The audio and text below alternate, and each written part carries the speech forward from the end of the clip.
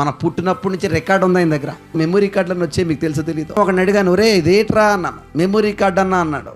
ఎంతరా? 128 GB అన్నా అన్నాడు. ఏమి ఎక్కుతాయేట్రా? 1,00,000 బాటలు ఎక్కుతాయన్నా అన్నాడు. ఇందుకు ఎంత ఉంటుందా మెమరీ కార్డు? ఇంత.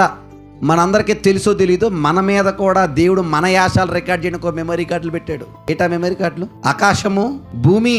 ఆకాశాన్ని భూమిని కాదని ఇంకెక్కడన్నా దాకం చేయగలమా? ఇప్పుడు చిన్న మెమరీ కార్డు 1,00,000 ఫైల్స్ ఎక్కితే ఆకాశం ఎంత ఉంటుంది? పట్టజాలనంతా. అంటే మన యాశాలన్నీ అక్కడ సరిపోతాయి అంటారా?